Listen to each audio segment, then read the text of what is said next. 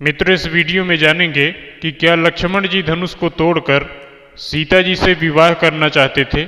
इसी प्रसंग पर आइए विचार करते हैं। बड़ा ही गंभीर प्रसंग है। इस भ्रम का उल्लेख करके मैं धृष्टता तो अवश्य ही कर रहा हूँ, परंतु क्षुद्र जनों के मन में व्याप्त यह धारणा कि धनुष यज्ञ में समस्त राजाओं के हार जाने पर लक्ष्मण जी के द्वारा कहे गए वचनों से यह प्रतीत होता है कि वे धनुष तोड़कर सीता जी से विवाह करना चाहते थे, अन्यथा वे इतना अधिक उत्तेजित क्यों हुए। मित्रों, इसको मूल रूप से समाप्त करने के उद्देश्य से मुझे इसको प्रस्तुत करना पड़ रहा है, तो आशा करते हैं आप पूरा वीडियो ध्यान से देखेंगे। जय सीताराम। मैं हूं प्रसन्न चतुर्वेदी और स्वागत है आप सभी का कथामृत यूट्यूब चैनल पर। मित्रों, प्राचीन रिश्ते के आधार पर सीता जी को लक्ष्मण जी की बहन माना गया है तथा वर्तमान परिप्रेक्ष्य में सीता जी को आदि से अंत तक लक्ष्मण जी ने माँ ही माना है और माँ के समान ही उनके साथ व्यवहार भी किया है तथा उनकी प्रत्येक आज्ञा का अनुसरण भी किया है। लक्ष्मण भगवान राम को पिता तुल्य मानते थे। वाल्मीकि रामायण में महर्षि वाल्मीकि जी ने लिखा है, सुमित्रा जी लक्ष्मण जी के वन जाने के समय लक्ष्मण जी को समझाती हैं कि राम तुम्हारे पिता के समान हैं और सीता तुम्हारी माँ के समान है। इस संबंध में गोस्वामी जी ने भी मानस में लिखा है कि तात तुम्हार मात वैदेही पिता राम सब भांति स्नेही। अवध तहाँ जहाँ राम निवासु तहीं दिवस जहाँ भानु प्रकाशु। जौ पैसी ये राम बन जाही अवध तुम्हार काज कछु नाही। इस तरह से यह तो स्पष्ट हो गया कि लक्ष्मण जी राम को पिता तुल्य और सीता जी को माता के तुल्य मानते थे, इसमें संदेह नहीं है। आप कह सकते हैं कि यह तो लक्ष्मण जी ने राम से सीता का विवाह हो जाने के बाद माना। पहले तो हो सकता है वे चाहते ही रहे हों सीता जी से विवाह करना।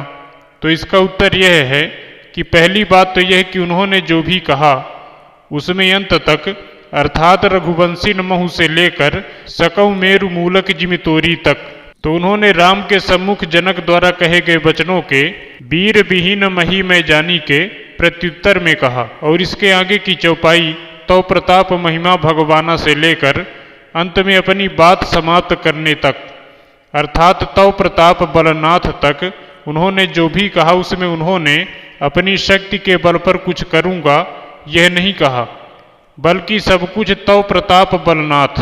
अब आप ही विचार करें कि कोई व्यक्ति अपने बड़े भाई के पैसों से यदि कोई वस्तु खरीदे तो वह वस्तु तो मूलतः उसी की होगी जिसका पैसा है। इसी तरह लक्ष्मण जी धनुष को खुद के बल पर तोड़ने की बात न कहकर भगवान राम की महिमा के बल पर तोड़ने की बात करते हैं। इस दृष्टि से भी तो राम का प्रताप ही सीता का भीष्ट वर हुआ।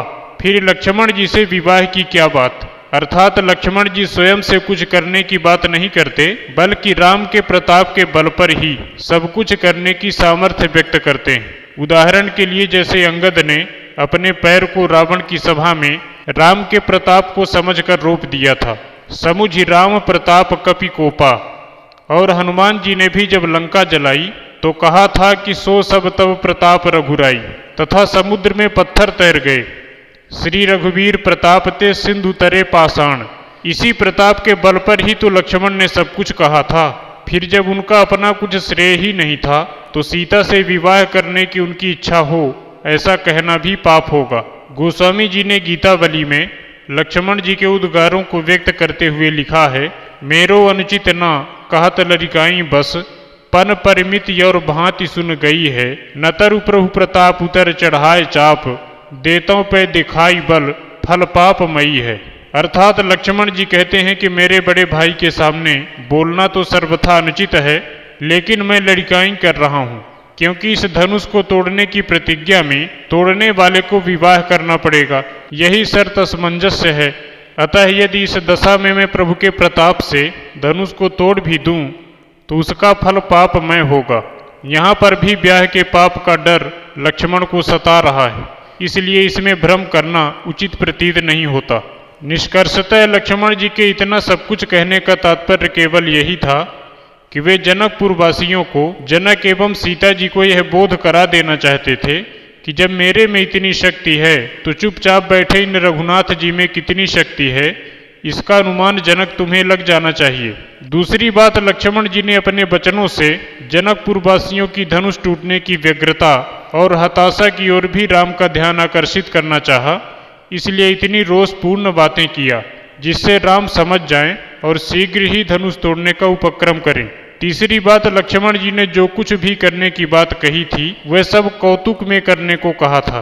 कौतुक का अर्थ होता है खेल खेल में। नाथ जान यस आयसु होऊ, कौतुक करो बिलोकी सोऊ। खेल करने की बात में वास्तविकता कहाँ है? वहाँ तो जो कुछ भी होता वह खेल खेल में होता, विवाह तो खेल खेल में नहीं होता, यह भी ध्यान रखना चाहिए। इस तरह से यदि पूर्णतया इस प्रसंग पर गंभीर भावों के साथ विचार करें तो समस्त भ्रम निर्मूल हो जाते हैं। तो आशा करते हैं आपको यह जानकारी अच्छी लगी होगी। अच्छी लगी हो तो कृपया इस चैनल को सब्सक्राइब करें और नोटिफिकेशन बेल को प्रेस करें। आज का वीडियो यहीं तक। आप सभी भगवत प्रेमियों को जय सीताराम।